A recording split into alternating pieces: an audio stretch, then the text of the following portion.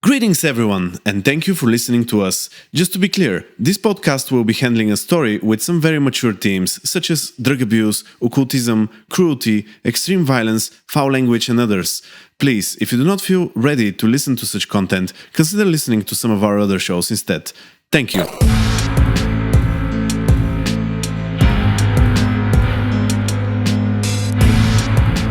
Let us begin. Welcome to all the listeners of this podcast. We're playing Vampire the Requiem 2nd Edition. I am your storyteller, Andrei Androv, and Vladimir Semyonov here is... Your player. Your player who plays... Pulling the strings of the very creatively named Vladimira. Who had a very busy night last time. Oh, most definitely. And we're actually going to pick up from where we left. So, let us begin. At the very heart of neo-sofia, animals gather, enraged and overtaken by a primal force. This rage was, of course, guided by the creatures that control the night of neo-sofia. What the scared Monday citizens perceive from this situation is only the effect of a much larger machinations. The screeches of these ravens and alley cats have spread across the entire neo-sofia. As for many of its night denizens, these are the first sirens of war. The ethnographic museum is surrounded by police. The shades of blue and red from the light bars dance upon the walls of the museum. 2 ambulances are taking away the injured security guards from last time. Somewhere behind the ethnographic museum, at the very edges of the Tsar's garden, Vladimira and her sire, Marietta, are relaxing and watching the situation while sitting on the table of a very small local cafe. Did the waiter bring you my vodka? Yes, the waiter did bring you your vodka, and he is obviously distraught by this sight and is most of the time sitting around you two and making comments about the police and I think I'm seeing ambulances. Oh my God, somebody has been injured. I'm thinking maybe I should be closing. Aren't you ladies scared? It's definitely not safe here. Well, I'm gonna pop Bush of Life for 1v10 to enjoy my vodka to its fullest extent. And I'm just gonna turn to the waiter and ask him, dude, are you a fucking coward? Come on, look how far away these animals are. We're in no danger whatsoever. Yeah, but they came from somewhere. And they didn't come our way, so I don't think there's anything to worry about. It is fine, darling, adds Marietta, who has now regained the sight in her eyes as the ritual has been ended by her. Me and my friend here were actually discussing some private things, and I was hoping if we can have some privacy. The waiter, of course, says, yes, I understand. Just tell me if you need anything. And he gets inside the... Why is this a cafe and they offer vodka? Now I'm thinking... Literally every Bulgarian cafe. Yeah, you're right. Every Bulgarian cafe doubles as a... Yeah. Absolutely. So yeah. I've had vodka at a hospital, dude. The two of you are now alone, and Marietta, with a very intrigued and gaze upon her eyes and a devilish smile, says, "So, what do you think?" That, my dear mom, is very impressive. I'm just a bit afraid whether or not this is a breach of the masquerade. Well, animalism has a specific subtlety into it, even in its most radical uses, such as this one. I'm sure this will be just written as a spread of some sort of rabbit disease or whatever, so I think we're pretty much safe. Every kindred, though, is very aware that something has happened here tonight. We've sounded the drums of war, one might say. Yep, I did take that liberty to announce to both Tarnov and Dharma that we are ready. We're not gonna wait for them to do the first strike. That is very brave. We cannot allow the Invictus and their manipulations to make us cower and just hide in the south. If war is what they want. To be fair, they don't even want to fight with us. Their war is just to free space for themselves. It's almost offensive for them to be this negligent of who their opponent is. Do you think all this warmongering is a bluff? Do you think it's only for their political gain in their cacophony? Is it the right term? You mean that there might not be actually preparing for war? I'm thinking they are the Invictus. They're usually always ready for something, but there is a part of me that thinks that Tarnov's promise to cull the Kindred and neo-sofia was just a politician's empty promise. I might be wrong, and I am definitely in agreement with you that we must strike first, because one day it might not be just an empty promise. Actually, if I am correct on that, that has us in an even better position now that we've struck the first blow. Mm-hmm. I see what you mean. Or maybe I'm just underestimating my enemies. I am very eager to believe that Tarnov is absolutely capable of going to war. After all, his sheriff, Rosa Maria, has been a nuisance in the south for many, many years now, ever since Tarnov actually came in power. So he does have the means, and he does have the kindred that are capable for going to war. Dharma herself is much more used to warring with human gangs and police officers and whatever. So whether and how she's going to participate in this war is under the question. And the Cartians, they're the most war-like of the bunch. The question is whether they're actually going to follow Tarnov's alliance and come seeking for us, or if they will use the opportunity to increase their power in the center. Well, that remains to be seen.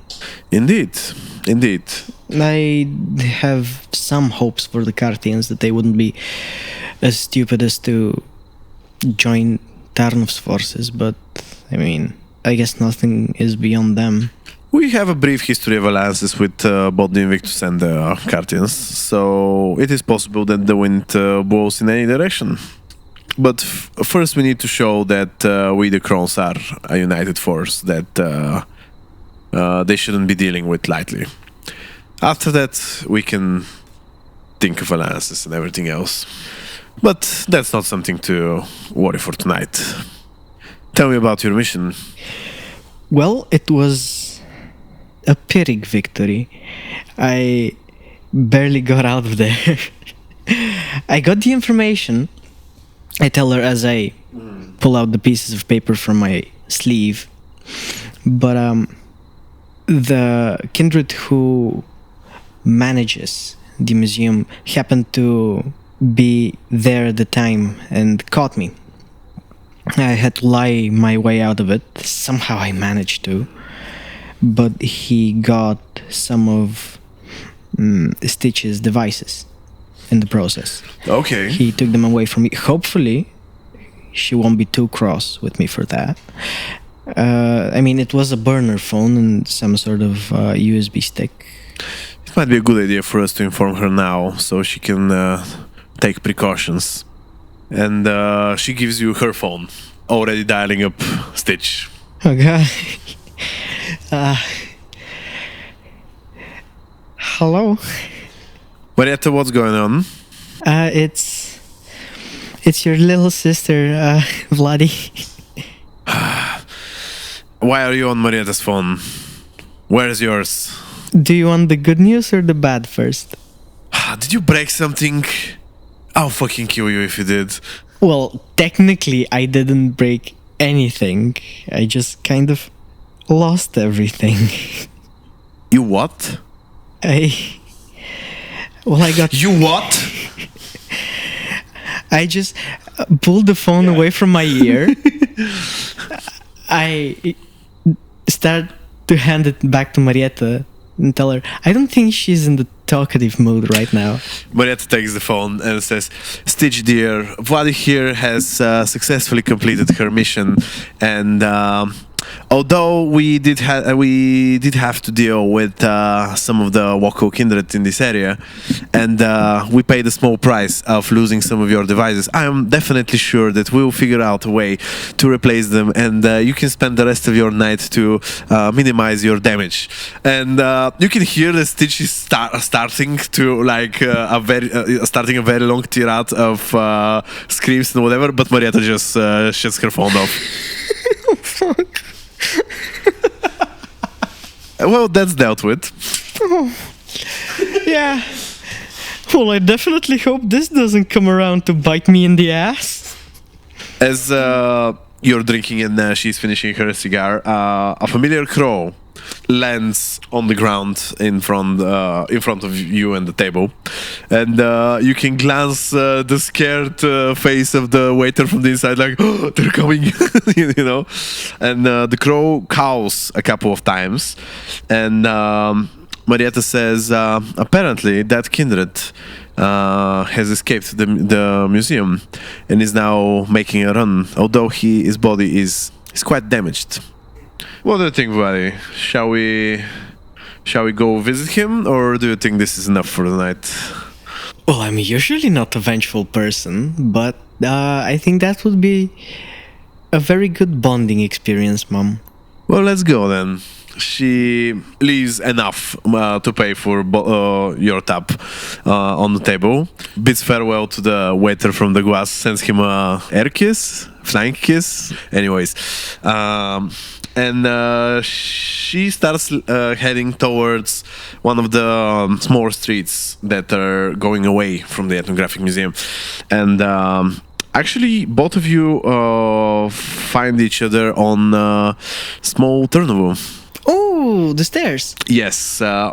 For the listeners who are not locals to Sofia, this is a very famous staircase in Sofia, which is almost like that stairway in The Joker. Oh, goodness. Yeah, which is kind of creepy, but yeah, it has a couple of cafes in it, a couple of clubs and whatever.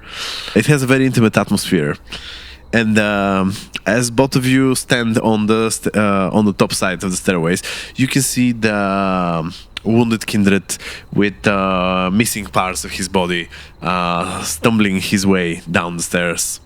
I just loudly say, well, look what the cat dragged. He turns, and you can see both anger and fear in his eyes as he realizes that you two have caught up to him, and is saying, what the hell do you want? Well, it's very risky for you to be going around like this. I mean, if a human sees you, that might be a breach of the masquerade, and we don't want that.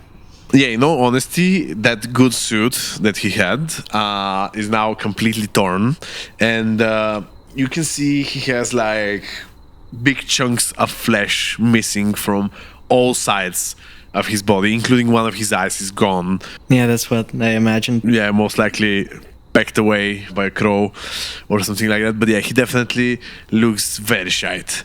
He realizes what you're saying, and yet scoffs at the idea that the masquerade is like his top one priority right now, which obviously isn't. Then he says, look, if you want the devices, fuck, you can get them. And like, he throws away the USB on the stairs between you and him. The key card? Everything else I dropped somewhere at the museum. You can go and get it whenever the police is not there. If they just, there's no need to continue this, okay? I just got this place as my territory recently. We don't need to do any of this, okay? Like, whatever you wanted, I yield, okay? I yield. Well, Yeah. I am partial to giving mercy. And, Mom, what do you think we should do? I mean, he gave us all our belongings. He's been a very polite boy. Well, I'm kind of swinging on the options here because, I mean, he did say sorry, but we also do need to make an example out of some of the Central Kindred, since we are technically in war. Saying that, like, you can see that he's realizing Who we are. You are, and specifically who Marietta is. And before anything else happens, you feel two human pulses approaching from downstairs. And two figures in black hoodies arrive around the Kindred, who doesn't seem to recognize them, but they don't look scared of him at all. So these are most likely someone's ghouls. Yeah. Judging by the uniform, those might be Dharma's ghouls. Could be. They look at him, they look up at you, and they tell to the wounded Kindred, stay with us and we'll keep you safe. Don't worry about the masquerade. We'll cover things up. And you see this side of relief on the Kindred as he kind of goes behind them. You know, and both of these Kindred, they produce these crowbars from somewhere within their quotes. You realize one of them is a woman, a very muscular woman, and that most likely these two are the same the same ghouls from last night, actually. The woman says, where is our master? I'll do you one better. Who is your master? Don't play games. He was with you last night. You went to talk. You've got the wrong girl. Oh, we definitely did not get the wrong girl. You were there. You were there when we were spying for that other Kindred in Zone B5. I look a little hurt, a little abashed. I turn to Marietta and I tell her, I honestly thought my face is very unique. I didn't know I would be mistaken for somebody else. As a player, you know that they're talking about the gangrel. Yeah, I know, obviously. Yeah, okay. Yeah. Yeah, just checking. Because, sometimes we forget things and I'm like... The gangrel that got taken away by, I think... Is she classified as the Crone's sheriff or something like that? Something... Yeah, she does seem to have an energy like that, Yeah. Whoever that woman was, she had that energy. As you're making this joke, Marietta looks kind of concerned. And as she turns around, you feel another beast approaching from your side of the stairways. You recognize this Kindred as the other gangrel that you faced some months ago in Saint Trinity, who was the gangrel that was the partner of the gangrel that you faced yesterday. Do you remember? Well, let's see. Okay. And he's like, well, what do we see here? I was hoping to find that old fool as well. I definitely have some payback to discuss with him. Sebastian?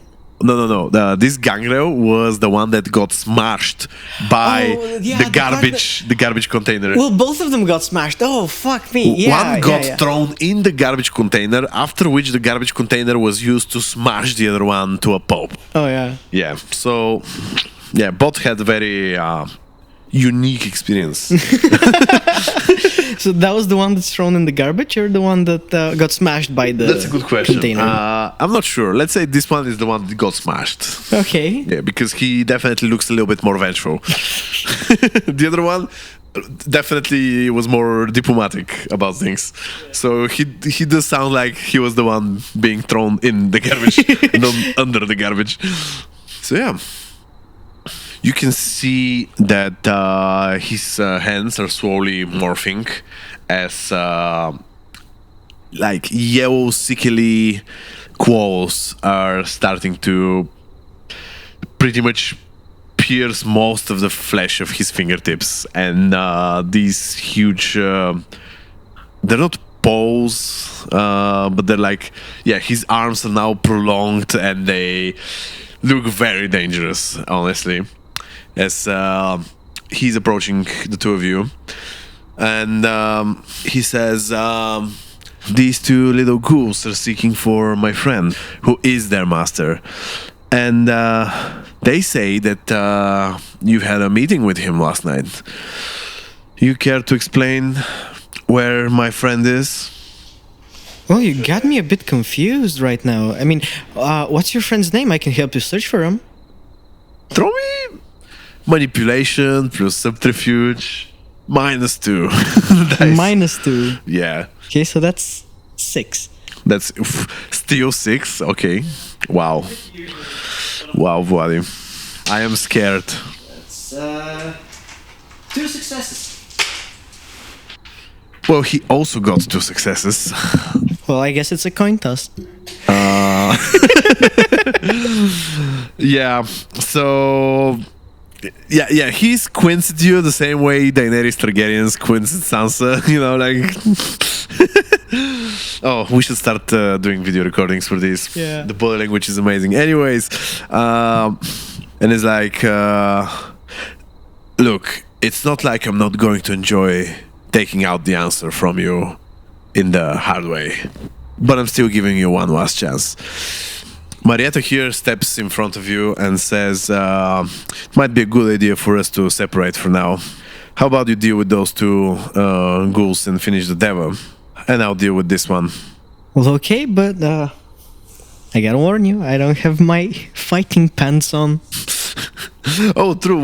What did you dress that with? Oh no, it's just some fitness leggings and a hoodie.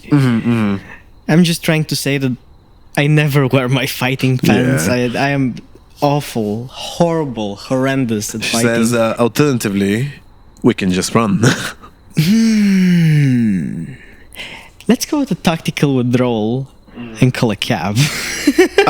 The moment you say that, she pretty much digs the nails of her right arm into her wrist, and you can see her bush of life activating as some of her wrist absolutely explodes in blood. The smell of this blood is something that you haven't felt before, and it immediately awakens something within your beast. I would want you to roll me a resolve plus composure.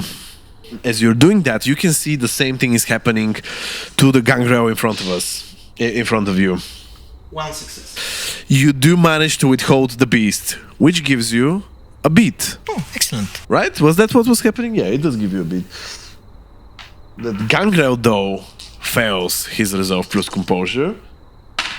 And damn it, the Deva downstairs also has a success. So the only one that I didn't want to get in frenzy actually does get in frenzy. So the gangrel just, you see something in his eyes change, and he's completely overwhelmed by her beast, by his beast, and he attacks you guys while you are, I guess, making a run for it. Correct? Or are we are we entering in combat? Is Marietta running away? Oh yeah, she is. Oh, definitely following her. Yeah. I was thinking that might be some ritual. I was kind of hoping that will turn into a pool of blood and just melt into the pavement, but I was waiting to see if she's gonna get me out the easy way. But no, if it gets that, she's very unconventional kind of a fighter. Like, she creates confusion apparently within her enemies and stuff like that. Oh, so that's what I got it from. I'm just not as good at that yet.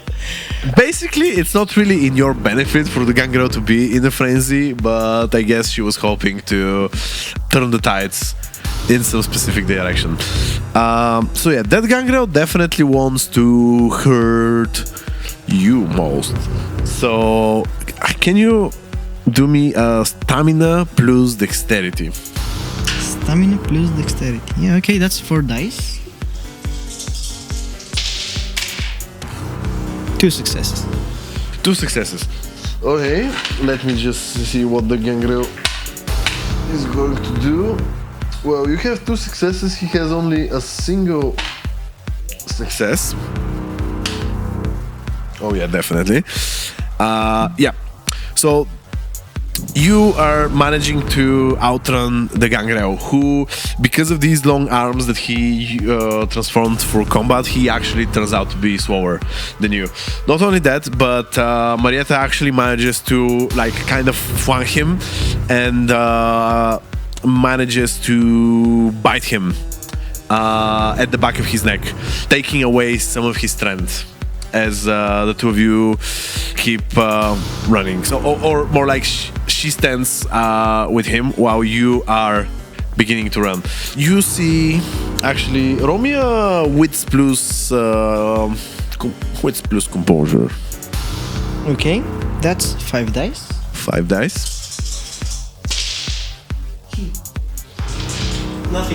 Nothing. So as you're going on the boulevard, there are no cars nearby. Apparently, because of the whole police and ambulance accident going on with the ethnographic museum, the road is closed and there are no cops around. Okay, well, if Marietta has turned around to face the guy, are his ghouls also chasing us? Oh, that's a good question. Or are they guarding the devil?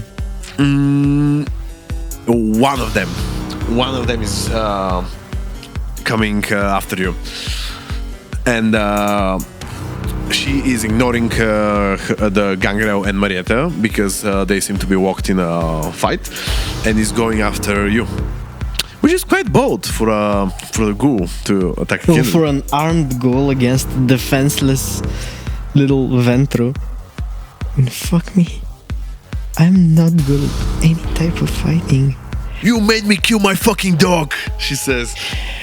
And as she says that, I lock eyes with her. Hell yeah, let's go. Roll me a mesmerize. Indeed. Check.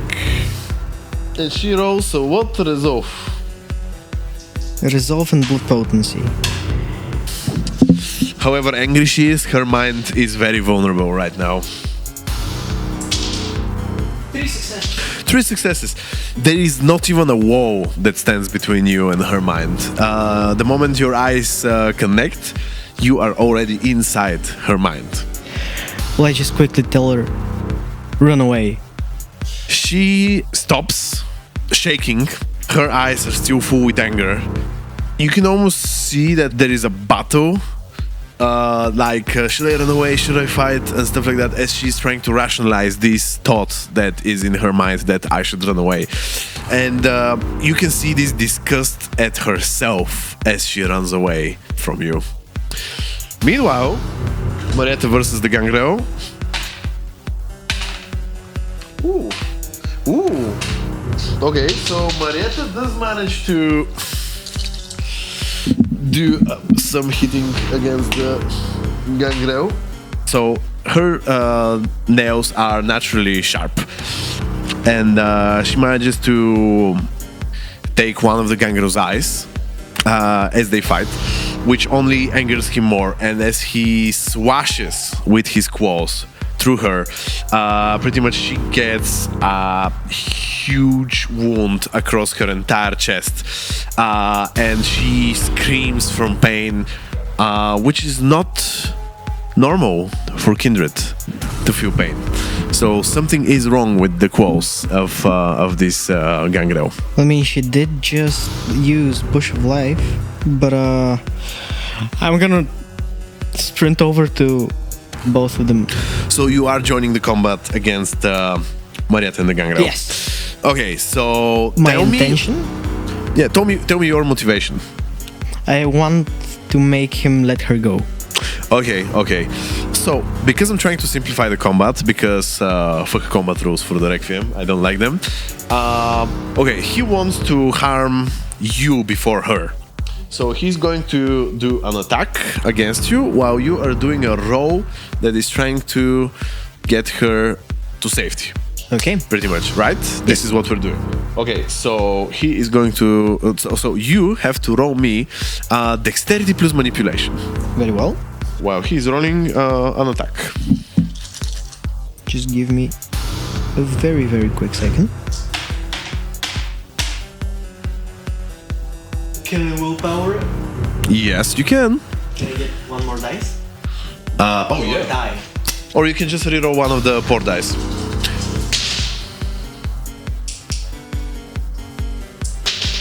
How are things looking? Fucky. Fucky. They're No, looking fucky. no successes. No successes. Wow. 9 dice. 9 dice with willpower. Yeah. Wow. The beast of this gangrel is overwhelming. And this pure hatred just, you're drowning in it as the beast washes towards you, like spiritually, while his body is lashing at you physically. His claws manage to hit you while you're trying to protect Marietta, but both of you are still within his range. You suffer 3 aggravated damage. Okay. Aggravated is the same type of damage as the sun or as the as fire. So these quals are in some way amplified by a discipline or magic or anything. But your beast immediately becomes triggered by this real danger to your own life. Actually, Marietta's beast also becomes triggered because she was also injured in this way. I want both of you to roll Resolve plus Composure once again. Very well. 2 successes. 2 successes. Good. Marietta, so you do get another beat. Marietta also manages to hold her beast within. And as she again pushes you away from the gangrel, tells you to dominate his mind. So now her mission is to tank for you while the beast is attacking her. While you are, I guess, what are you? Well, I'm gonna try to dominate him. Yeah, sure. So roll me dominate while he has to protect against it.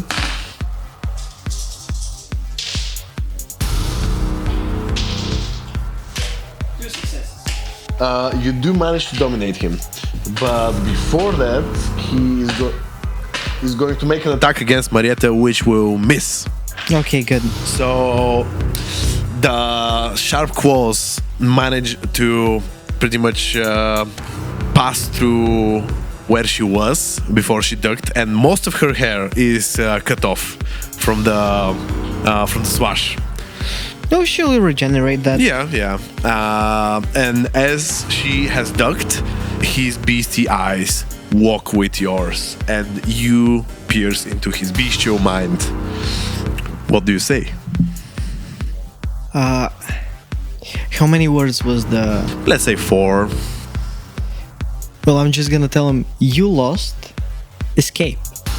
He is makes a few steps back as he's trying to recalculate. So he is definitely not as damaged as you are, but he is missing an eye, and Marietta did get some of his blood, which does mess with his mind because of the kindred kiss.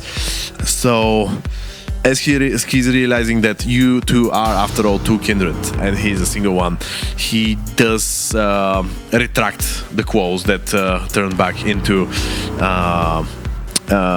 normal hands, and while still in control of his beast, he runs away. Mm-hmm. Marietta finally manages to take a breath. She looks like the worst you've ever seen her, all grace within her is lost right now. She looks miserable, she looks very bad actually, as the wound is burning both on your skin and hers, and you both feel the same pain as you would feel from the sun, pretty much. It's like a noise that is constantly at the back of your head. And she says, well, might be a bit difficult to call a cab like this. Let's hide for now. Let's hide for now, and figure a way to get back home. As I'm holding my guts in, I just say,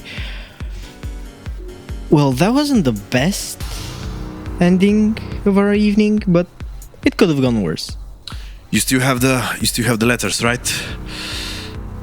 Yes. Yeah. Okay. That's all that's important. This could have gone a little bit better.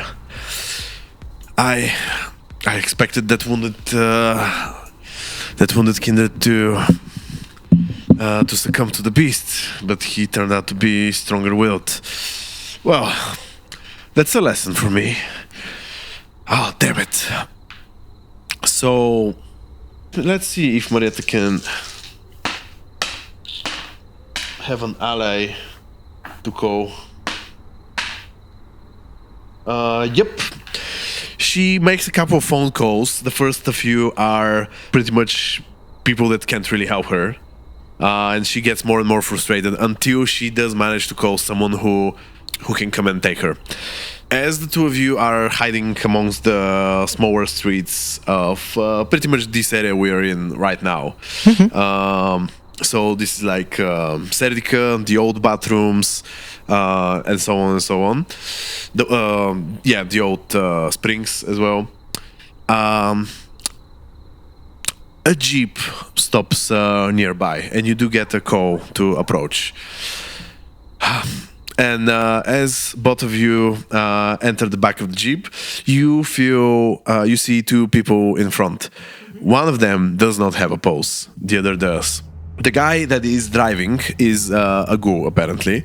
A very tough-looking guy. Like, he looks like he can go toe-to-toe with Spacian if they were both human, you know.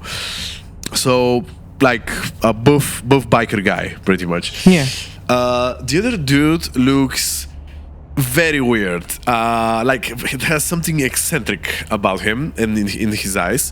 And he does give you a smile that is very unnerving. Pretty much. He says, welcome, girls. You seem to have had quite a bit of a night. Don't worry. We'll get you home safety. And as the jeep drives towards the south of Sofia, he does introduce himself as Brother Philip. Oh! You don't know him from another campaign, but this is the first time that Vladimira in this timeline actually has met him. He has a very sly way of talking, and he says, pleasure to finally make an acquaintance of Marietta's famous child. She does brag a lot about you, you know.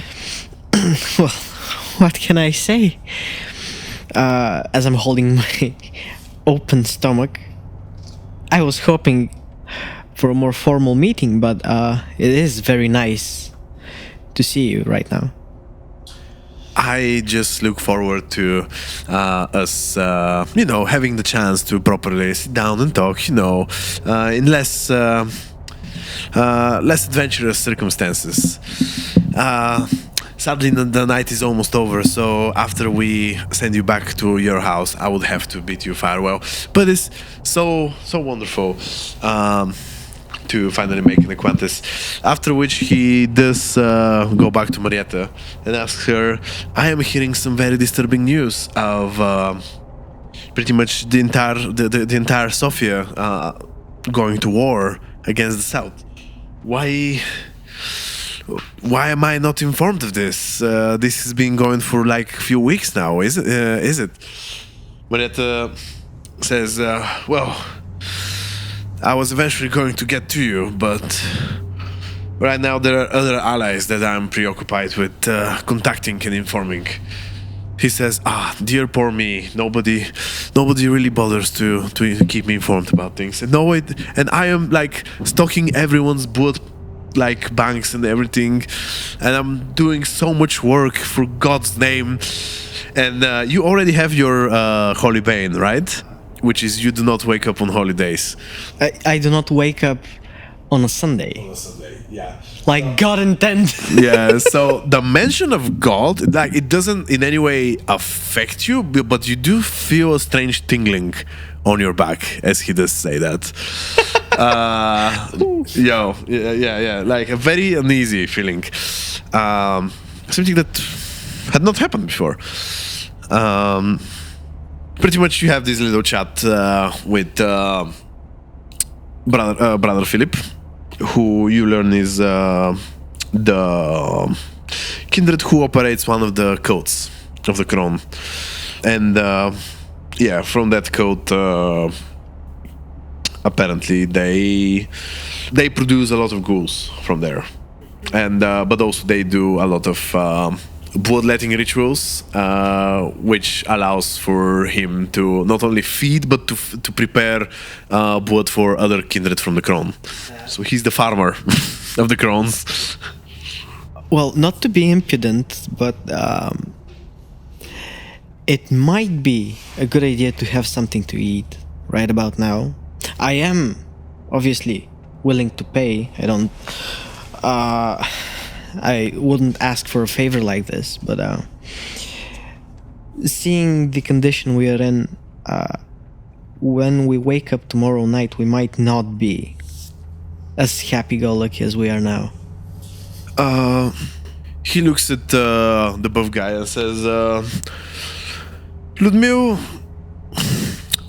how do you feel about treating this poor girl a bit of a supper? The buff guy just like looks at you, nods, and the car stops, on one of the back alleys, and he goes out, opens the door, and pretty much gives you his wrist, and you can feel this pumping blood inside, and yeah. Why? You know what? That's a question for later. I bite down. Oh, this is the first time that someone has given you blood willingly, is it? Yeah, it's a strange feeling. It almost feels undeserved. Yeah. Well, I am gonna be. How about 4 points of vitae? How about 4 points of vitae? 3. 3.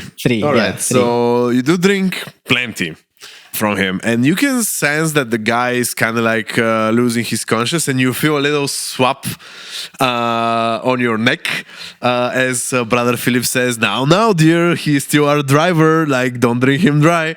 And yeah, as you release your teeth from his wrist, like, the buff guy kind of feels weakened, and brother Philip says, oh, maybe I should continue to drive. We don't want any more emergencies tonight. And they switch places.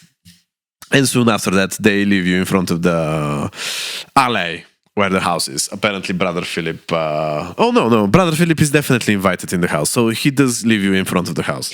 As they switch places, actually, I would want to just pat Ludmil on the shoulder and say, I'm very, very sorry, Ludi. You see, I was just in a scrap with the big bad wolf, and he left me in a bad spot. It's okay. It's the least I can do. Thank you so much. He nods. He's not too much of a guy with words, but yeah, he's a good boy. He is such a good boy. And as they leave you and they bid you farewell, and you can feel the first sun rays are already piercing through the sky. In front of the house is standing Stitch with arms crossed. You and Marietta stand in front of the house where Stitch looks at you angrily. Marietta first starts to walk towards the house, still holding her chest with all the pain that she's feeling, and says, look, can we do this tomorrow? We got the letters, that's what's important. But you look like shit. Just Stitch finishes her sentence. Yeah, sure, go inside. She looks at you and then enters the house. So... At least for now. At least today. At least for now. You are safe. So yeah, what do you do? Well, I'm just gonna enter the house. I'm gonna go to my room and just lay on the bed. All right, so no further conversations for tonight. Yep, you can hear someone is walking the walk of the house, and then you just dive into that dreamless state of sleep during the day. Maybe your last thoughts before you go to sleep is that this same burning pain that you feel in your stomach is quite the same thing you felt in your dream the night before that. Oh, goodness. And as time does not pass for you in this dreamless state, you almost immediately open your eyes, and it's another day. It's another night. It costs 1 vitae to wake up, and 5 more vitae have been exhausted from your body to recover a single damage from that aggravated wounds that you recovered. As you rise, you see that your body has repaired only partially from the damage that Kindred dealt to you, and the repaired part is scarred. It's not an ugly scar of any sort, but it is a scar. The first time that you have seen your body change during your own life. Fuck me, but I'm feeling peckish. How hungry are you? Trivita? Yeah, Yeah? I mean, that's all right. that's still a priority for me right now. Before I do anything else, I'm actually gonna go ask Marietta if she wants to join me on the hunt. So you know which room is hers, and as you go there, you actually see in her room both her, Siva, and Stitch. Both the 3 of them are there, and as they are investigating the wounds across her chest. Similarly, you can see that only partially she has repaired, and you can pretty much still see the open ribs and the unbeating heart under her skin. So yeah, this ghoul ripped quite deeply into her body, and she says. I was expecting for them to send a fighter or 2, but nothing like this. This is one hell of a discipline. Damn it. Siva says, well, the Gangrel are a dangerous Quan, and it seems that every day we're learning something new about them. It is good that you have managed to escape with just these. I look at the both of them and just say, well, you know what they say. Any landing you walk away from. Siva looks at you and your wounds as well, I would imagine. Like, I guess they have torn through your hoodie. Good to bring back both yourself and Marietta alive last night. Very well done, Vladimira. You keep impressing us. Tell me, was your mission of retrieval successful? I hand her the letters. And I say, I got these from the icon that Vrazhden pointed us to. She opens them, and like you can see some sort of a confusion in her eyes as she gives them to Marietta, who seems also to be surprised by what she's seeing on the letters, as she says, that sly dog. Well, this appears to be written in Old Ventru, a cipher that has evolved from the Latin language. Right now, I don't think anyone but Vrazhden can read this. But let's hope they actually hold some useful information. It's a good thing he's on our side now. That is yet to be tested. But for now, he was correct in the place he sent us. Although he knew that we won't be able to read the letters. Well, I mean, he isn't stupid. He isn't just gonna give us everything we need from him, just like that. Definitely. Aventro does know how to use his power and leverage. You two should rest for the next few days. Those wounds are pretty much a breach of the first tradition. So don't push yourselves too hard. You have done enough, says Siva. Well, not to be overly hasty, but we do need to eat in order. Well, does Vladi actually know that? Obviously, she knows you that do Vita. know. You do know that you know exactly when your blood just disappears from your body in order to push your body towards regenerating. Well, if I am to heal, I'm gonna have to eat a lot, to grow big and strong. So I was about to ask Marietta, but Siva, Stitch, would you like to join us on a hunt? Stitch scoffs and says, after all the work you've made for me since last night, yeah, I think I'm busy. I feign sadness. And I tell her, well, I was hoping to apologize by treating you to dinner. Okay, roll me persuasion plus, I don't know, is that manipulation or what? Or presence?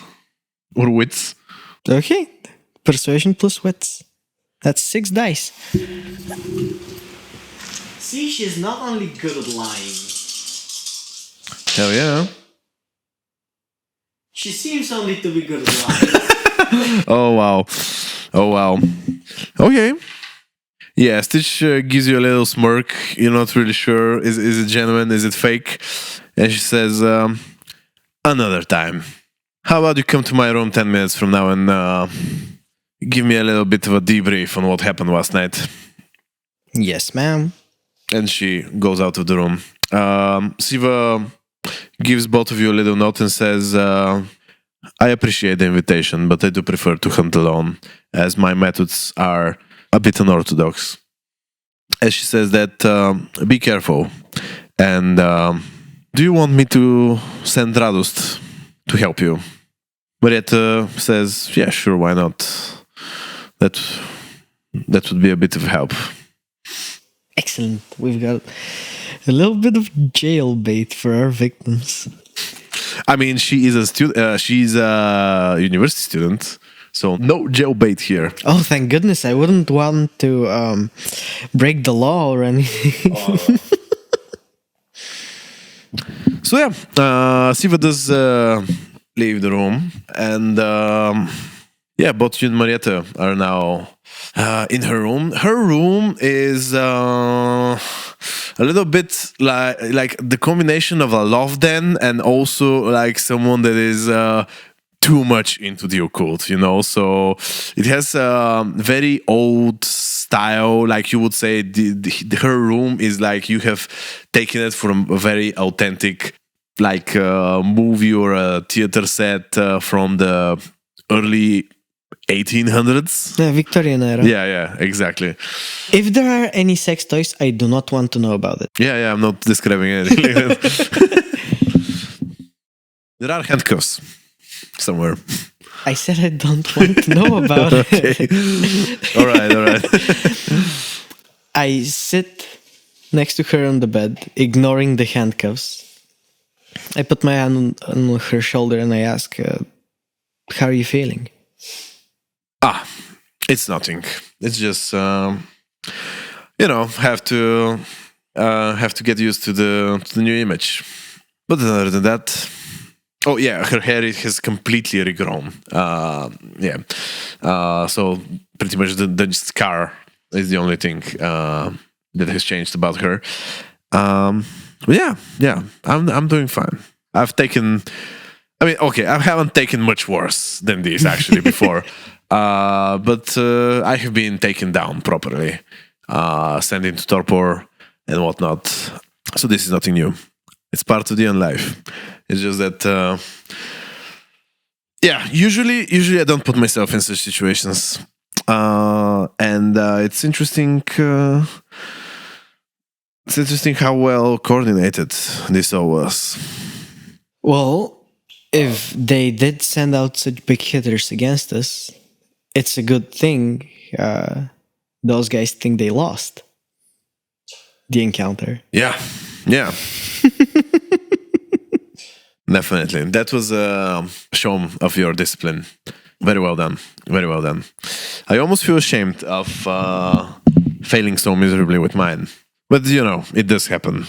There are minds and there are wills and beasts that are unpredictable. I just point finger guns at her. I don't know how to respond. Yeah. So, should we get dressed up? Yeah, of course. Well, it seems that we will have to be more conservative tonight with our outfits. As she puts on a very quasi coat, and for the first time you really feel this feeling of ventral presence from her. Meanwhile, your phone rings. I pick up. Hey, it's Vesela. I hope you remember me. I don't know. Is it too cringy if I'm calling you like the night, like 2 nights afterwards or whatever? Like, anyways, what are you up to? I wouldn't call it cringy, but you are kind of scaring me right now because I was just picking up the phone to call you. Is that a lie? Yeah. Romy subterfuge plus manipulation. Okay. That's 8 dice. All of them are 10s. You have 4 10s. 5. Okay, crit success. And a 9. And So a that's 9. 6 successes. 6 successes. Oh my god. Okay. Yeah, So but for the life of me, I cannot roll to save my own mother. but when it comes to that coochie, you got him. Got him. So she's like, oh, really? Okay, that's fantastic. So, hey, how about a dinner tonight? Maybe bottle of wine, something like that. A little bit less crowdy. I just take my phone away for a second and I ask Marietta, would you be okay if I went on a hunt alone? Sure. Might even be easier for us to deal with our condition right now separately. We don't want to attract too much attention. Sure, go, have fun. You have yourself a splendid night, Mom. And I tell her, that sounds amazing. Yes, I would absolutely go. Are you still living with your mom? She teases. I'm at her place right now. I was there for a visit. Oh, that's so sweet. All right. Well, how about... there is a very nice restaurant at one of the hotels in the center. I think it's called Grand Centro or something like that. It's next to Sin City. Excellent. I'll meet you there. Okay, see you in a bit. So yeah, she hangs up. And you have something like a date with Vesela. Great. Perfect. Actually, I was thinking about calling her, but you beat me to it. So it was kind of a lie. There you go. Which is the best kind of lie. Yeah. But there is a hint of truth. There is hint of truth in there. So yeah, what are you doing? I'm gonna prepare for a classy dinner, and I'm gonna take a... So no visiting Stitch beforehand? Oh shit! Yeah, fuck. I almost forgot. Thank you for reminding me. Yeah, I'm gonna go visit Stitch. Mm-hmm. Okay, so again, her entire room, you can hear all the walks. Unwalking as she exits her room with a laptop and brings you to the living room where the two of you sit down. And she asks you, okay, so pretty much I lost everything that happened after I unwalked. I gave you those credentials for the electric walk. What happened? Yeah, so I snuck in through one of the back doors. While I was making my way to the security room, the camera picked me up. and I made a run for the security room to basically manipulate the guard into believing that it was a misfire of the alarm. However, his colleague came by before I could use the flash drive you gave me. So that's why I couldn't give you access to the security systems.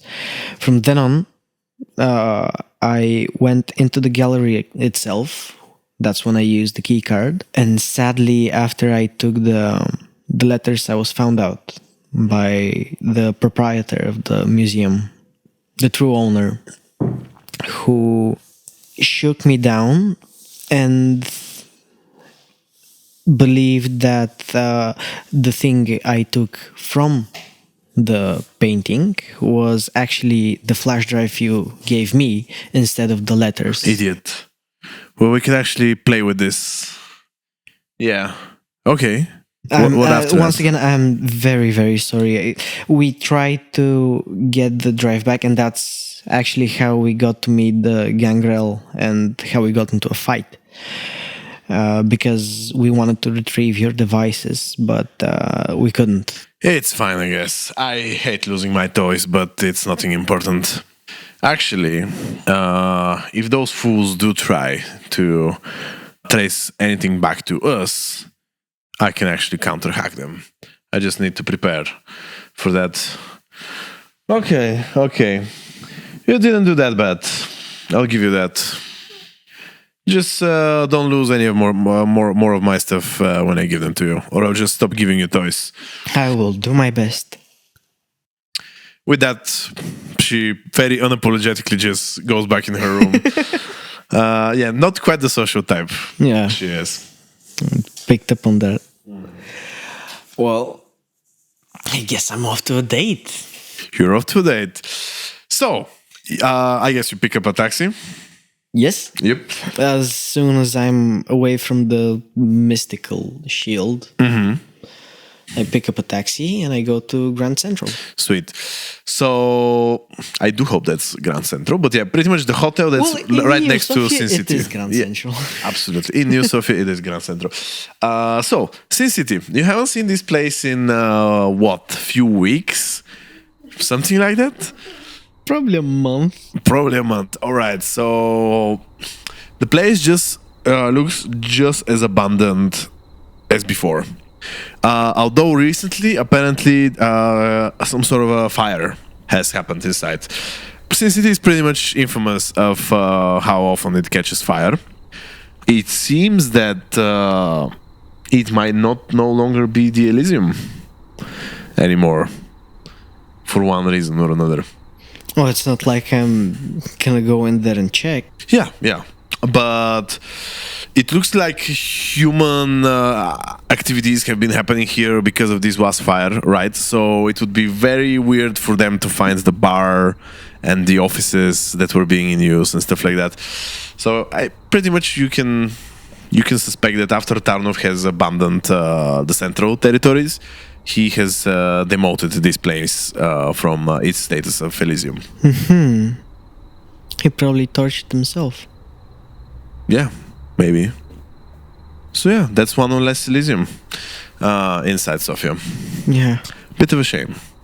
Well, it's not like I have many fond memories of that place. Yeah, not really.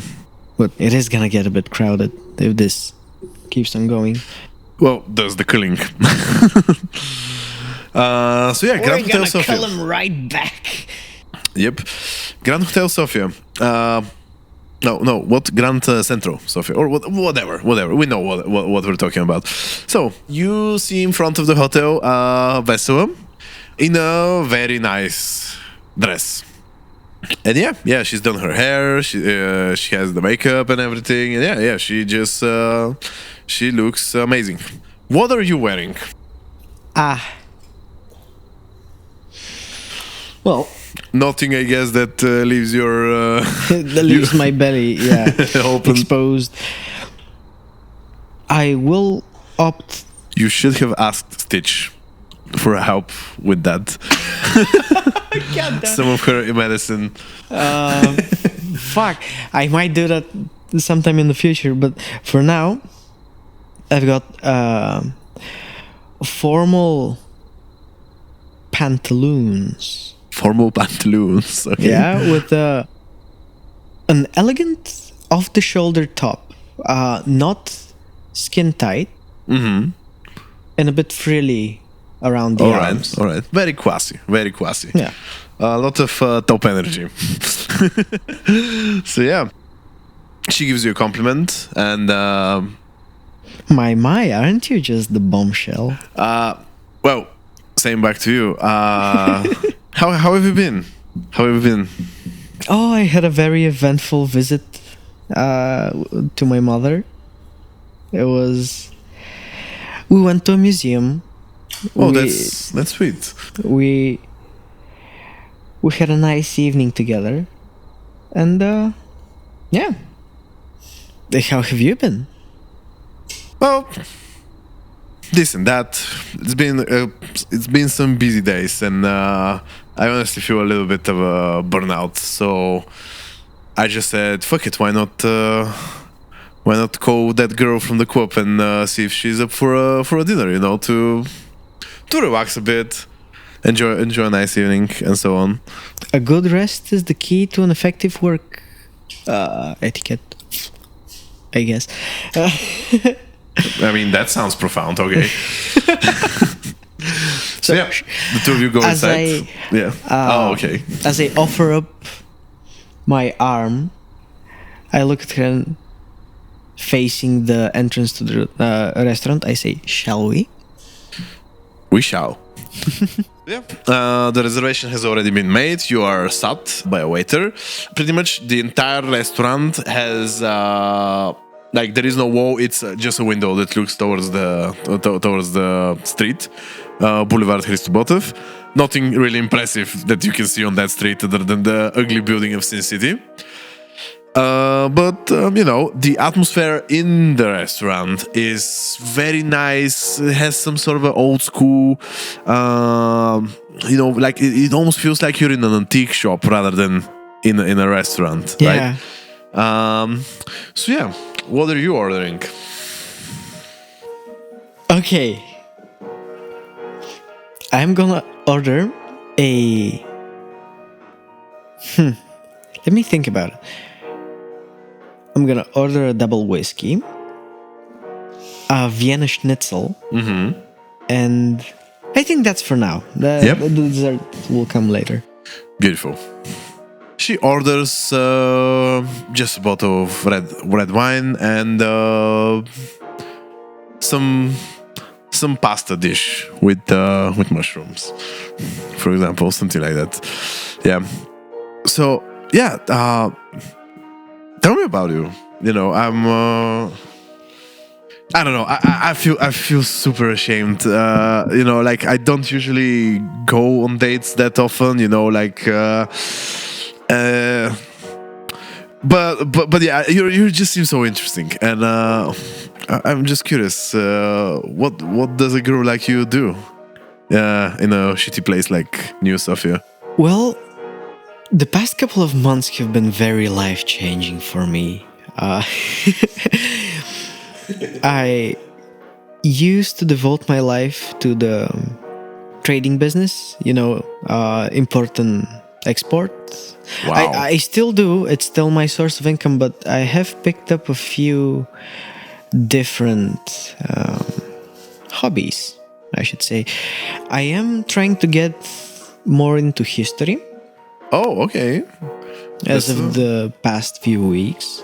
So does the museum, I guess. Oh, yeah. The thing is, because I was a bit of a workaholic, I was apart from my family for quite a long time. Now, I wouldn't say reuniting with my mom. We didn't exactly fall out. It was just work consumed me for quite a long time. But being back with her really reminded me how important old family values were. Wow, that's so sweet. I mean, you're super vague about everything, I should say, but yeah, that sounds cool. And you're like super young, and you're already like doing business and trade. Honestly, I feel like I don't have anything interesting to say myself. Well, it comes with a qualifier. I mean, I guess I got it from my dad being so focused on work, but my social life is a complete mess. I mean, the people I used to walk around with, bunch of absolute weirdos. Absolute weirdos. I guess it's time for me to find better company. Well, cheers to better company then. I guess you have to use Bush of Life. Bush of Life. And as you do that, I become you go on really to Vitae, and you can feel just the beast inside you. Just thinking about that sweet vein on her neck. And it's like you just can't wait to dig your teeth into her. But yeah. It's almost like you space out for a bit, but you do manage to keep yourself under control. But yeah, I just say, I'm sorry, I was just mesmerized by your beauty. Like she bushes, which honestly for you is just like, oh yes, more blood. The juiciest thing I've ever seen. Her entire face is full with the juice, man. I want to rip her open. So yeah, and she's like, damn, you're too sweet. You're too sweet. I guess she proceeds telling you about herself. What does she tell me about herself? Yeah, why not? I mean, she's gotta pay back the favor, you know. I'm a good listener. She's come only recently to neo-sofia because two of the good universities are here, and like she's studying, let's say, journalism in New Bulgarian University. And yeah, pretty much she's making a lot of new friends here and is trying to kind of get into all the layers of Sofia society, but she just feels so exhausted by the constant empty partying that's going on, you know, like all her other friends are like either dating each other or like constantly changing groups or like getting into drugs or whatever. Not that she's like totally against drugs or anything, but you know, like it's not the pure of her interest. Yeah. Anyway, you know, she's kind of super talkative actually for someone this shy. The moment the wine flows. The wine flows, and she just keeps the ball rolling. That's great. But yeah, she genuinely like shows interest in you, you know, like asks you stuff about you, like make some jokes and stuff like that. Yeah. What kind of things do you want to share with her? And in general, how do you want the date to proceed? I would love to keep up the conversation. Mm-hmm. I will tell her about this crazy uncle I have who's had some misgivings with the police recently. Oh. The old fucker used to own a bar, but he fucking lost it. I'm gonna tell her that her love of freedom reminds me of the best parts of my crazy uncle. Of my uncle. I'm not gonna say crazy uncle. Then I'm gonna transition into the sad story about how recently he's been losing his mind, and I am very worried about him. And way to poop over a first date. Well, she is talkative. I'm gonna return with her. I gotta let her know that she makes me comfortable sharing my story with her. Hey, roll me presence plus composure. Okay.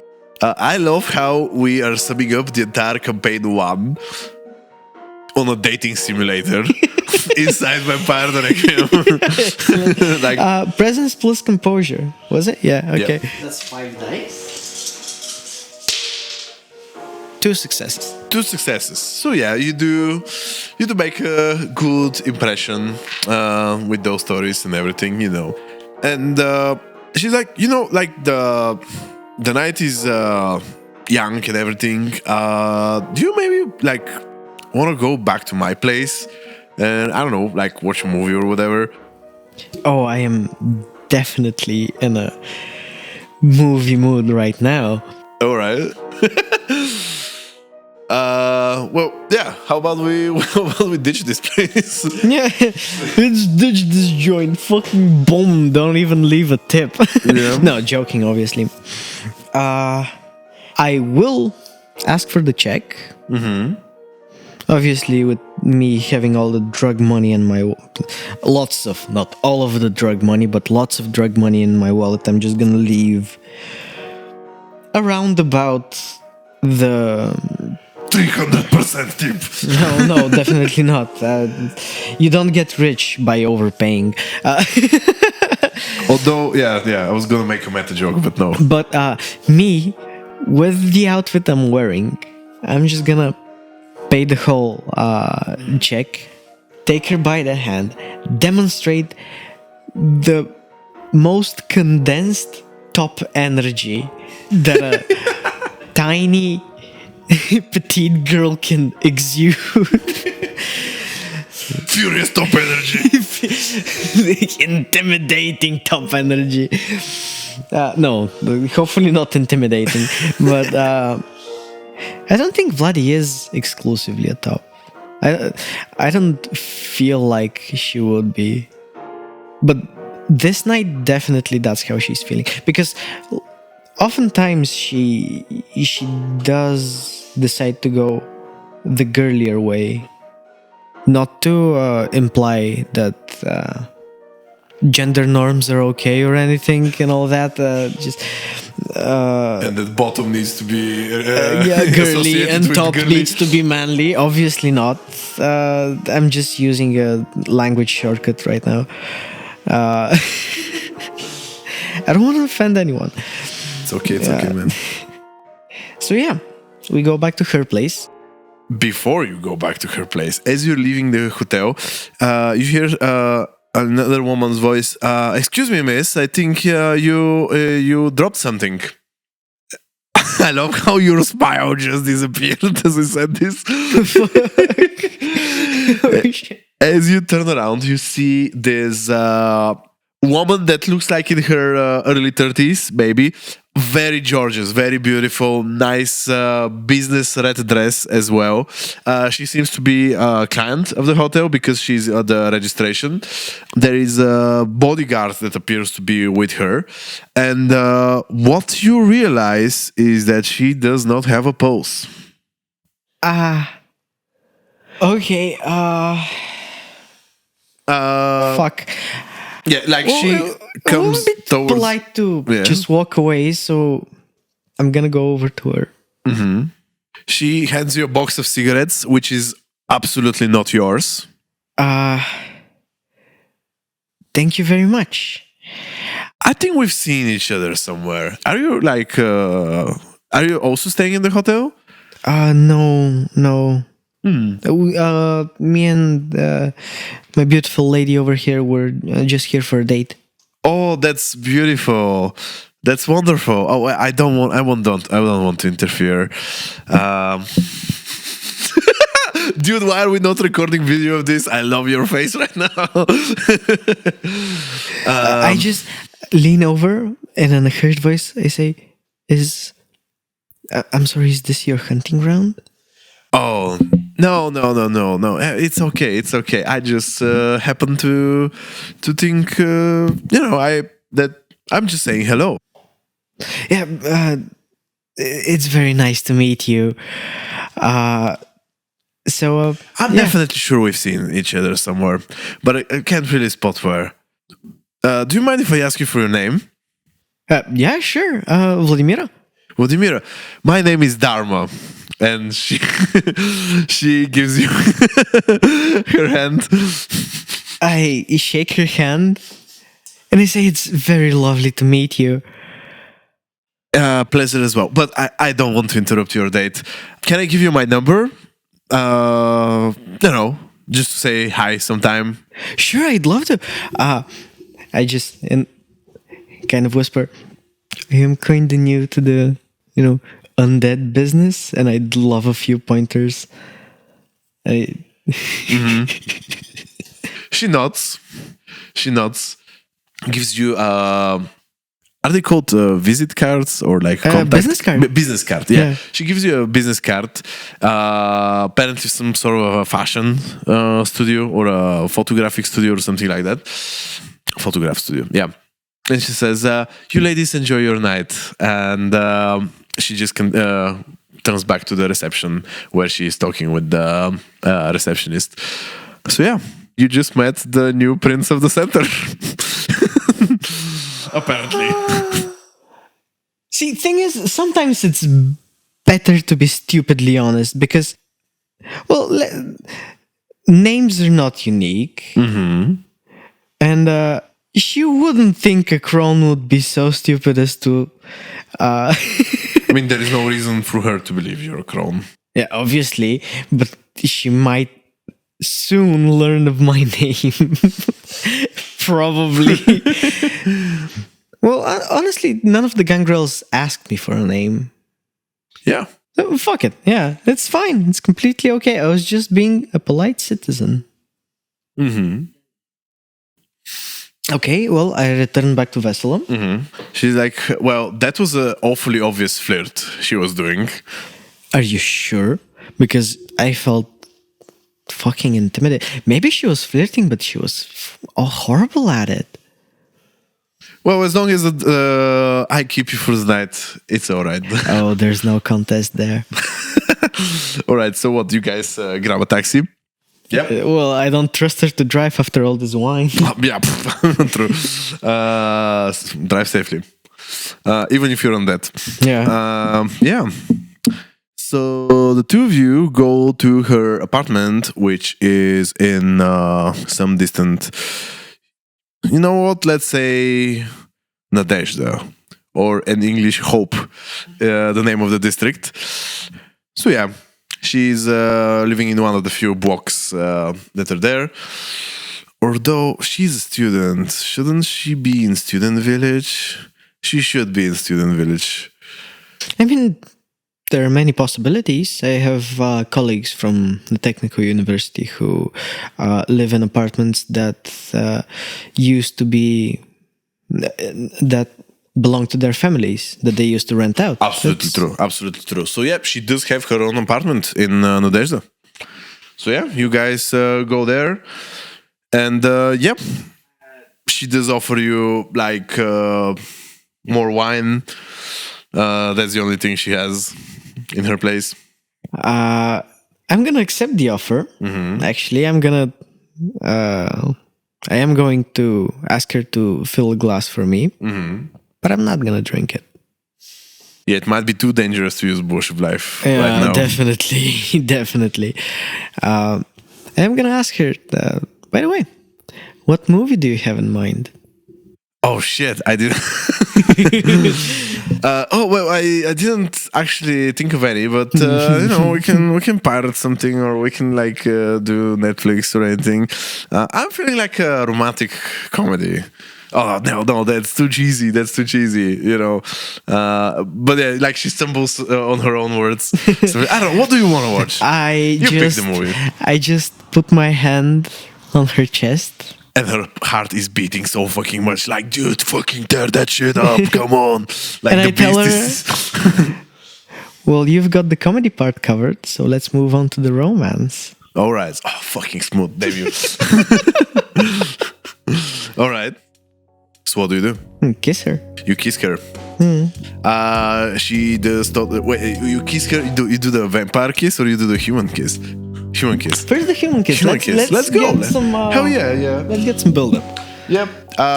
She totally does respond to the kiss and everything, and you know, you guys get very touchy and everything, and it's a total success. And yeah, what do you do then? With the risk of sounding too graphic, I'm gonna pick her up, throw her on the bed, and as I lean over to her, and I take out my knife. Yeah, I'm gonna kiss her on the cheek and then bite down on her neck. All right.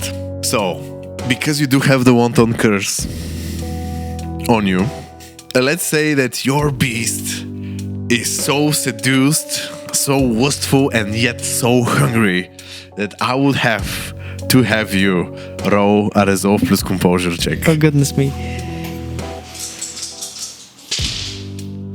Oh, fuck off! 3 successes. Damn you!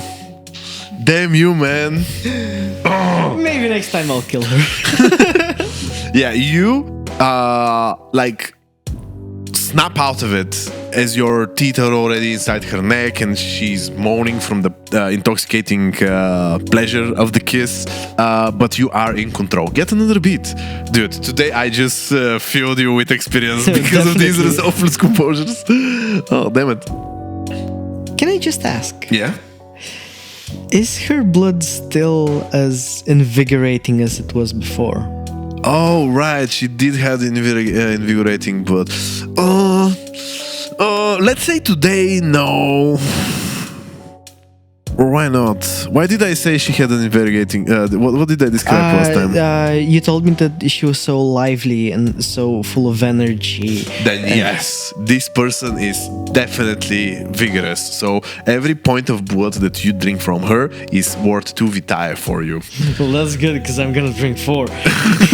Like smooch on that. So 4 is still quite a lot.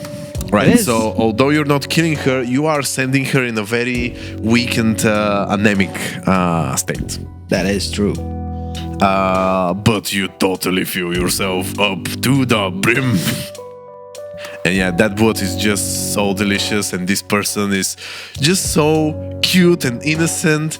It's like, honestly, she feels more like an anchor to humanity for you right now. That was exactly what I was thinking as I was telling her my story. Mm-hmm. She feels like more of a touchstone than Rado is. Well, hint, hint, maybe it's time to invest in a merit. Maybe it is. Yeah, a merit for a touchstone.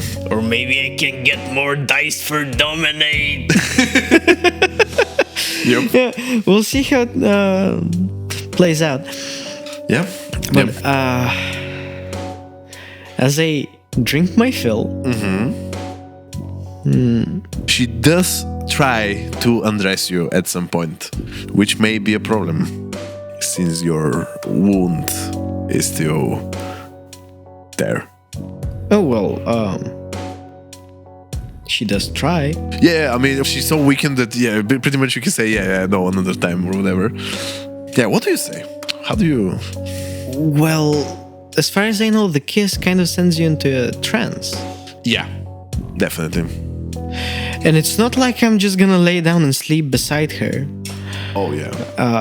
So what I'm gonna do is I'm gonna tuck her in, fill up a bottle of water to set beside her bed. Probably if I can find an aspirin, like just leave it beside her head. I'm gonna kiss her forehead good night, and I'm gonna leave a note. And that's the difficult part, because you cannot leave a note without sounding like a complete asshole. Sorry, my grandma died. No, fuck off, no. I write down on the note, I had a magnificent time tonight, and I'm looking forward to our next date. No, encounter. Sadly, I couldn't stay due to work-related problems. Yeah, fuck it. I'm gonna use this excuse. I'm just gonna say I had trouble at work, but needed immediate action. God, I feel like a complete asshole. Such is the kindred life. But then again, I did explain to her that my job was quite all-consuming. So it's not like I didn't foreshadow that. Foreshadow my ghosting. Yeah.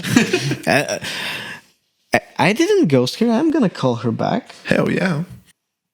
Vessel is not gonna be a one-night stand. She's too lovely of a lady.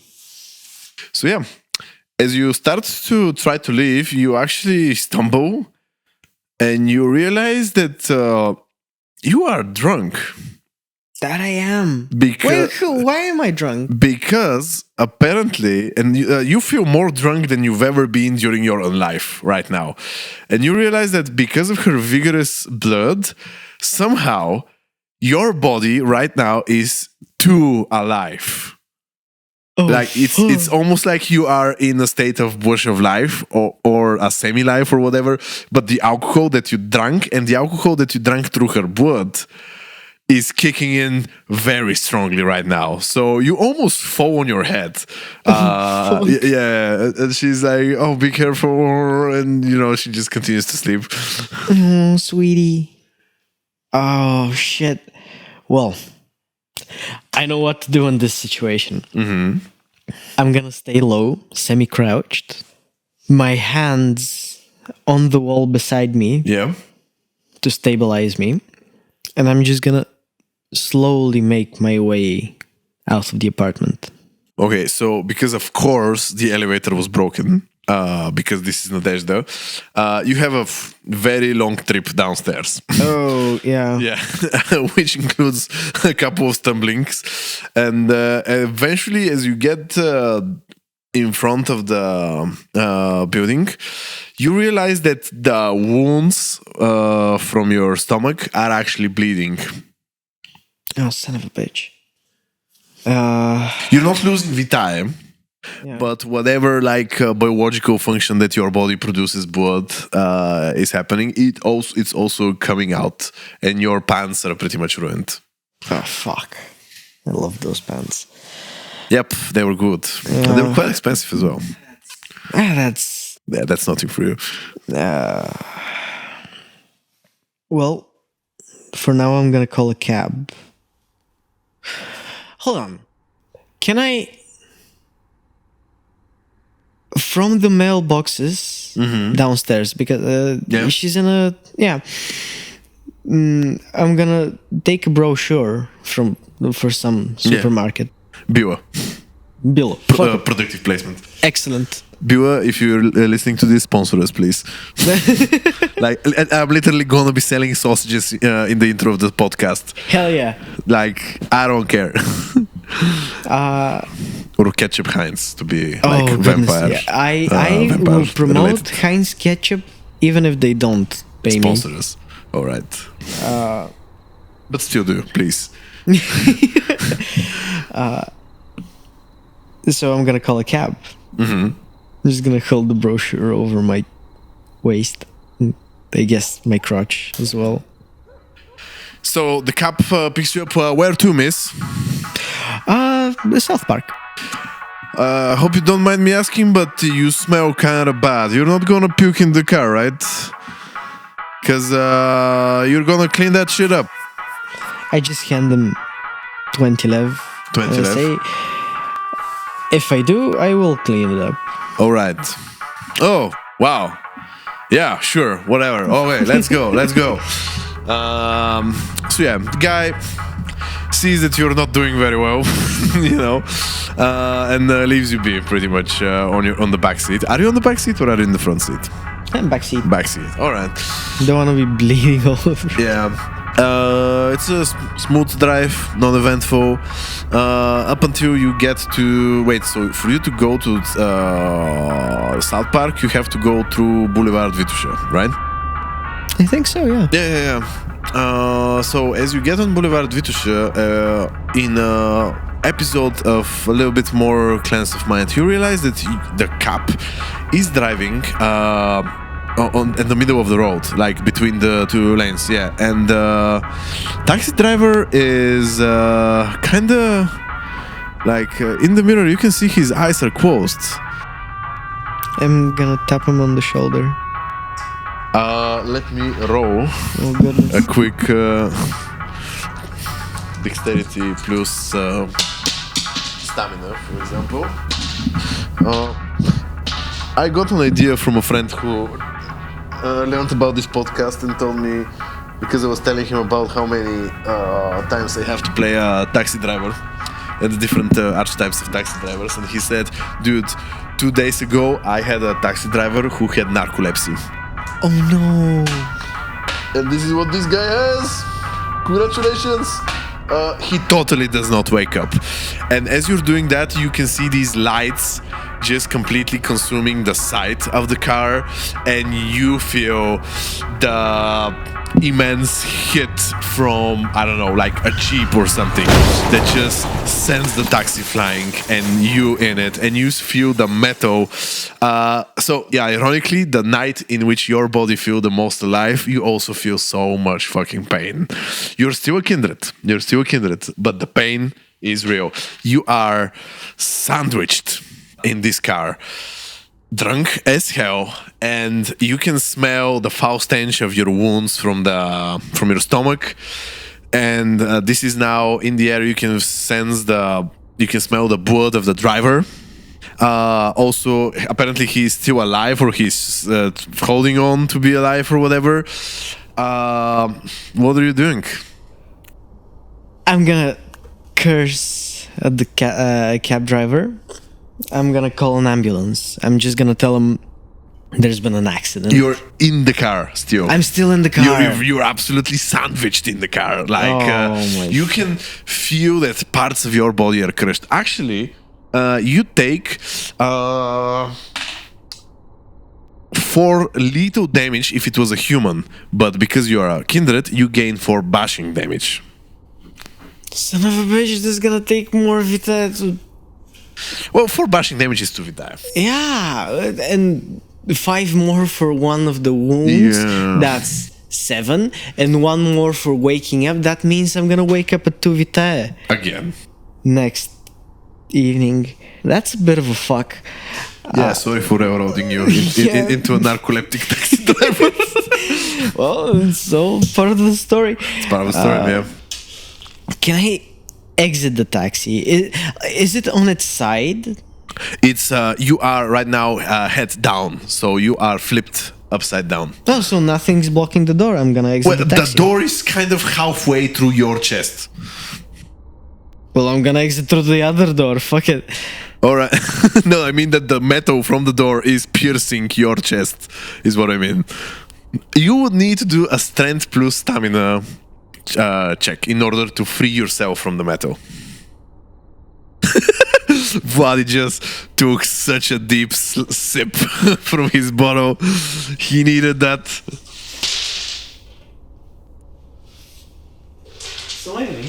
So anyway, we are still in the car. We're still in the car. You hear the jeep or whatever hit you is now pedal to the metal and is leaving the scene.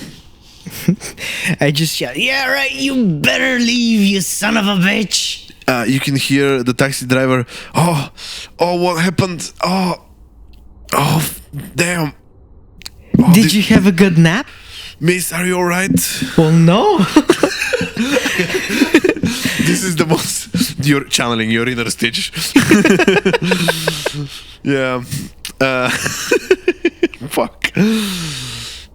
Oh, miss, I'm so sorry. Can you exit the car? I'm trying to. I don't think I'm gonna make it. Like, there is something piercing my stomach, I feel. Son of a bitch. Well, can I reach my phone? Dexterity plus composure, please. Okay. Hold on. I think that's still 4 dice, yeah. 3 successes. 3 successes. Hell yeah. Oh, wait. Do you have a phone? Do I have a phone? I did not because you lost your phone last night. I would imagine Stitch gave me another burner phone after I debriefed her. And SIM cards are easy to replicate. Yeah. We were at... Okay, that's for me to think of next time. But back in the game, somehow she did call you, but right now you don't have a phone. Well, I don't... Too bad for the 3 successes then. With 3 successes, you can reach for the phone of the taxi driver. Oh, excellent. Well, I'm gonna do that. I'm gonna call... Can I call Stitch? don't have her number on this phone, and her number is kind of hidden. Was hidden on your phone. Okay. Can I call the landline at the Crohn's? Yes, you can. Okay. Let me see if anyone is in there. Nobody picks the landline. Well, I crushed the phone. Yeah. Into sand in your arms. I don't want anybody looking at this. Oh, what is this number? Like, hello, which HQ? Two number dice. I'm gonna try to force my way out of the taxi. All right, that would be strength plus stamina. Okay. Oh wait, yeah, okay. That would be another strength plus stamina because you already tried once, right? I tried dexterity plus composure. That was for the phone, but before that, you did try to get yourself out of the. You did try to get yourself out of the car before with a strength plus stamina. Yeah, and nothing happened. So I would say for the rest of the scene, you cannot get yourself out of there, and you start hearing voices of people. Oh, there is somebody. There was a accident. There are people inside. Quickly, call the ambulance and stuff like that. What do you do? Help! Help! Wow. Please, somebody! Oh yeah, this is speaking on the microphone so much. Okay, fuck. Yeah.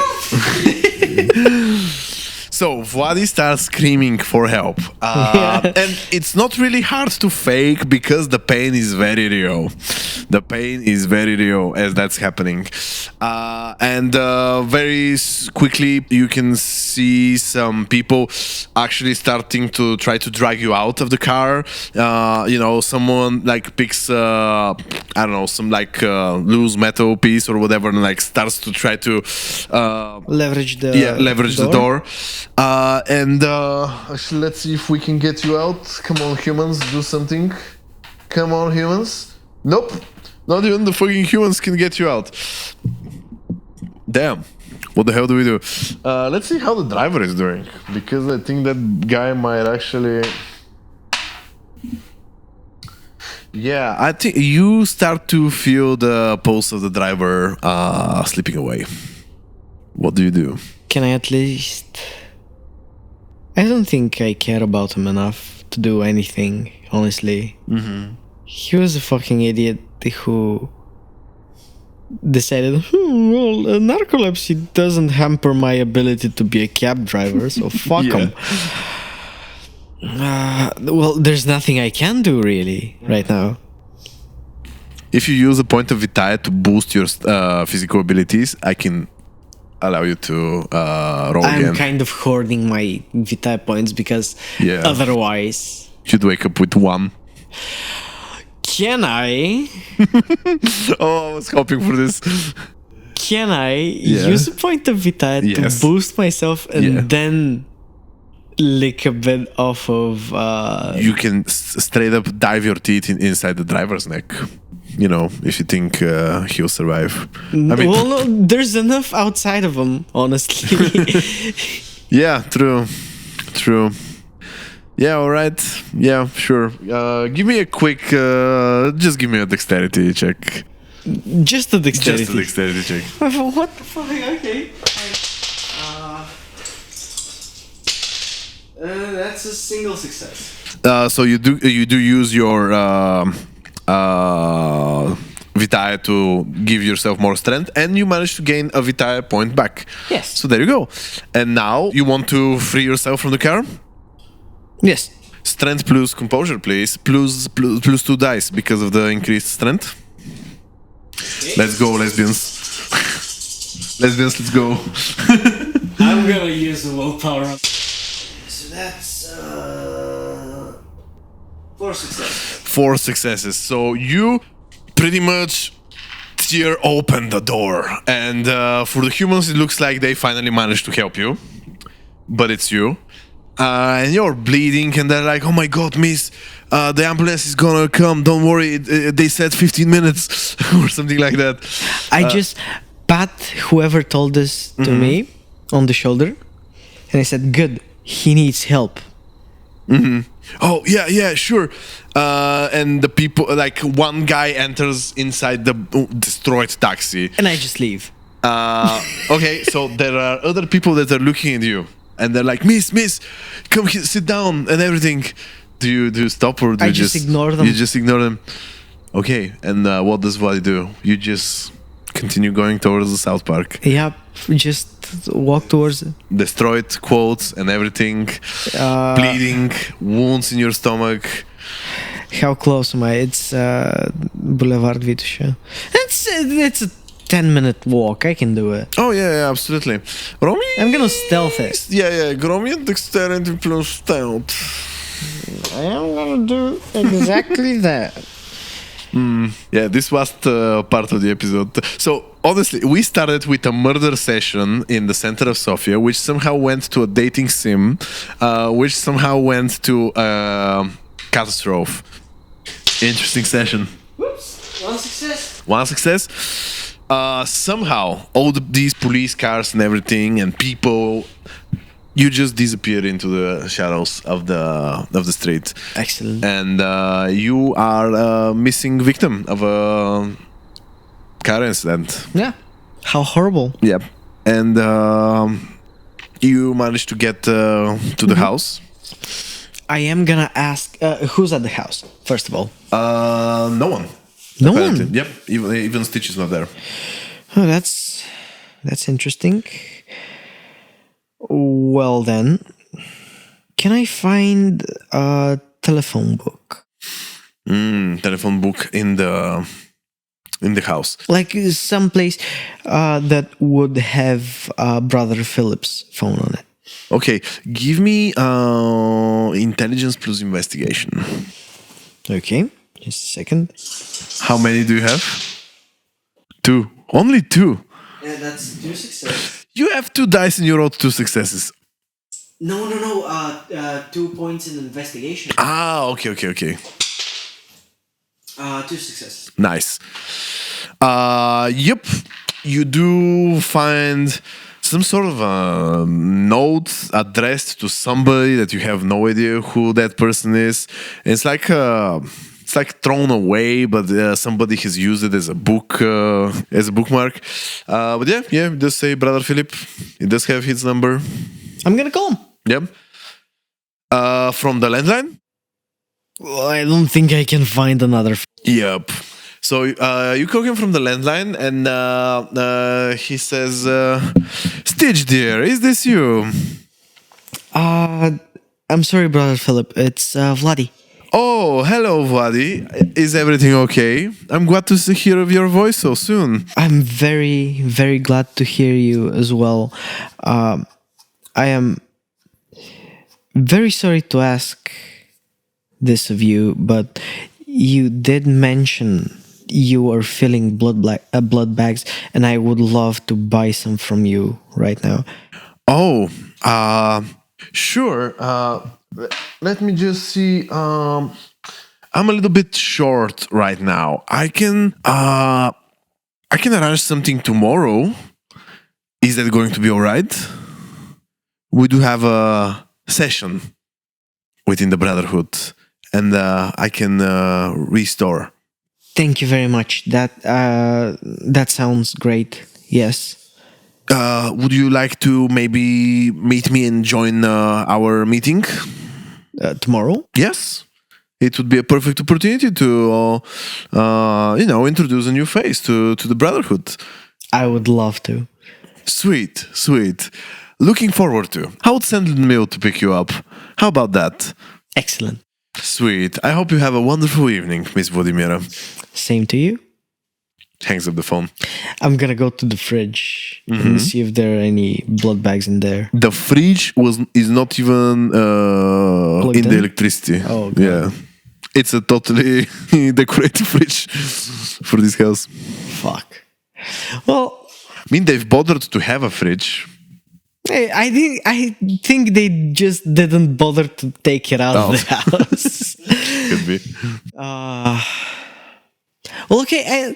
At least I have some guaranteed vitae Yep. for tomorrow. For now, I'm feeling alive. I'm feeling drunk. I'm feeling battered as fuck. Yep. What better time to just find a good book and read until sleep takes me over? Nice. So I'm gonna read the book Siva gave me. On the witchcraft. The witchcraft, yes. And also try to reference some of that, some of the information in there with the other history books. Do you already have a point of occult? Yes. Roll me intelligence plus occult Okay. to see how much you learn tonight. That's one success. One success. Okay, so what did we talk about last time? Last time, we talked about the place that witches had in Bulgarian society. Right. So now you get to a chapter with a lot of annotations. One of them has a name that strikes you some interest for you. Possibly where Vesta comes from is the annotation.